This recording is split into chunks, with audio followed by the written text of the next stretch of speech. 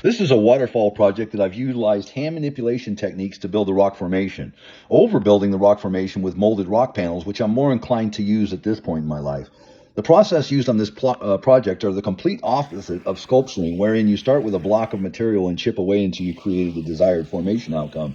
In the process that I've used here, I started with nothing more than a hole in the ground, and I continually added layers of cement until achieving the desired formation outcome of the completed rock.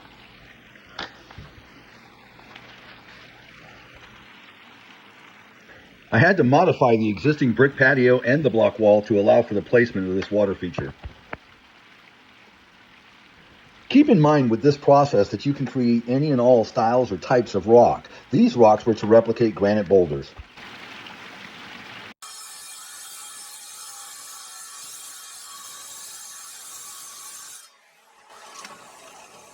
Well, it looks like you caught me in another project here. I'm going to go ahead and modify this patio and put a nice little water feature right on this wall. Just trying to cut a nice radius in this patio because we're going to make a planter area here where the waterfall is going to sit. So stick back and watch us. Bye. Okay, I just finished cutting out the brick to reduce the patio size, which is going to allow me an area to place the water feature. I just need to place concrete header around the edge of the outer patio to secure it.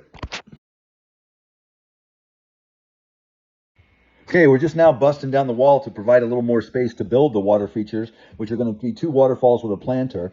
Once we're done with the busting out, we start to do the concrete structure, which is the pond.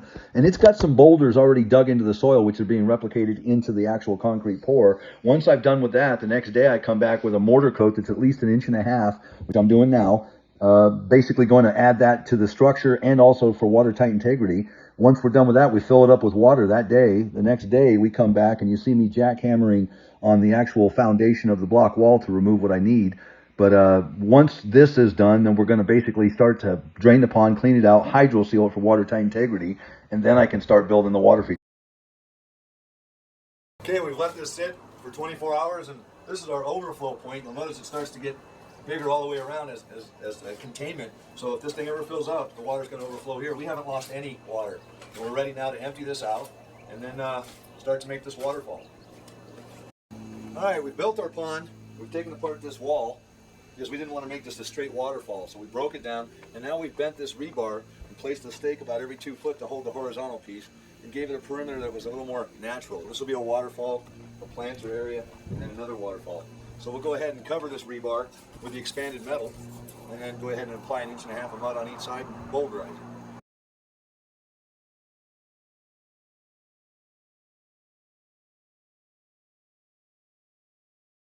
Okay, just finished applying the metal lath to the rebar. Now we're going to apply 1.5 inches of mortar to both sides of the mesh and then let the mortar coats dry overnight. Okay, so we've let this applied mud sit for overnight. It's still the day we mudded it here. I'm just showing you at the end of the day. But we're going to let this dry overnight. And then when we come back, we're going to start to build the two water features, the different ponds of the upper waterfalls. Here's the base build out, and then on the other side, you're going to see me building it out. But this whole process is nothing more than just adding. As I said earlier, it's a reverse process of sculpturing. We add a little, and I'm a big fan or proponent of using the rubble that I've broken out of the wall, the bricks that I had, anything that I can build with. As you can see here, I'm propping stuff up and just covering it with mud. It's very structural, and it's just I built hundreds of waterfalls like this. Again, would I do this today? I don't think so. I'd use my molded rock panels, but I wanted to show kind of what I see a lot of people in the industry doing, just mortar-based, build outs, and that's what I'm trying to accomplish here. So, in a way of speaking. Okay, as you can see here, I've used styrofoam for some of the build out as well. Again, I'm just layering one layer upon another to create the bulk shapes of the rock, which after we've done the bulk shapes, and we go into a texture phase. But this is about a week job in its entirety from start to finish, and it doesn't take a whole lot of skill or artistry to build rock in this manner. But as I said earlier, I've built hundreds of water features this way. Again, in my water features, I like a succession of ponds. On the left side, I think I had 2 falls, and then on the right side, I have 3. I try and make it different from each side so that they're not balanced. One's a little higher than the other. And across the waterfall where the block wall used to be, instead of a straight horizontal line, I've got some randomization, and it goes up and down to kind of emulate real rock outcropping. So again, here we're just, not showing how to do it step by step, just kind of an overview of this project.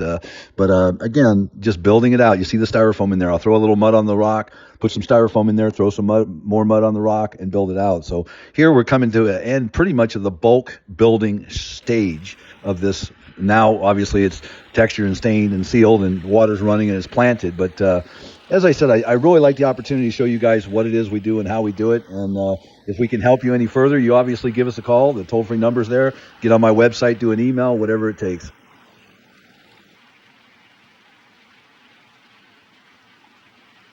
Okay, from this point forward, I've used this footage for a training video on how to teach people how not to engulf the actual pipes in the cement. So what we've got here is a pump that has 3 lines, 2 discharge, 1 to each waterfall, and then the suction.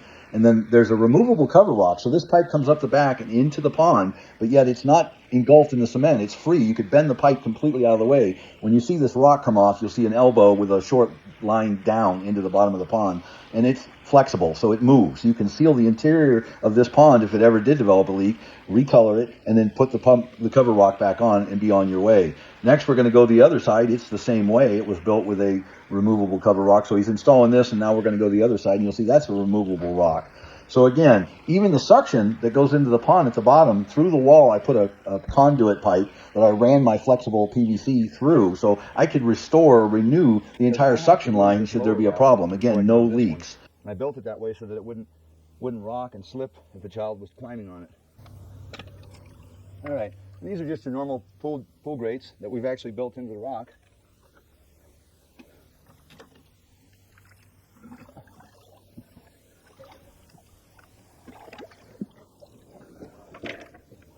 Get a good look at that.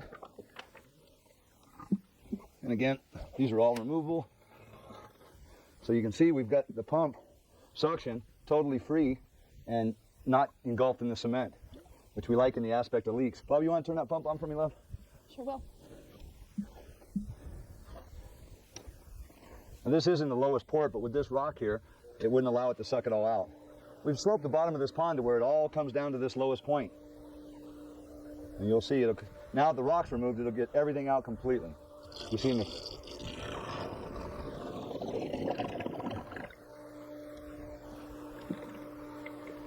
Again, there's about 2 inches of water left in the whole pond, and we'll shop back that out. But currently what I'm going to do is I'm going to go ahead and, I'm just going to allow this to suck all the water out. At this time, we're choosing to leave the river rock stored neatly in the landscaping because we are preparing to winterize our water feature, and in the spring we're going to have to wash all surfaces again, more than likely. We are, oh, you blew me when you sit down. You screwed me up. I went, Do it again, hurry. so Still close. alive? 1, 2, 3. While Jim is reinstalling the removable cover rocks, let's do a recap. What we've done is we have emptied all ponds, we have removed the river rock, we have washed down all surfaces, and then we have shot back them out. At this time, we are choosing to leave the river rock stored neatly in the landscaping because we are preparing to winterize our water feature. In the spring, we are going to have to wash down all surfaces again, and so it's just easier to leave the river rock stored neatly in the landscape. Jim is also going to make sure that he shuts off the breaker to the pump and the valve to the automatic float. And that's about it. Yeah, we appreciate y'all giving us the opportunity to serve you, and we look forward to seeing you at our classes here in Arizona and Oregon.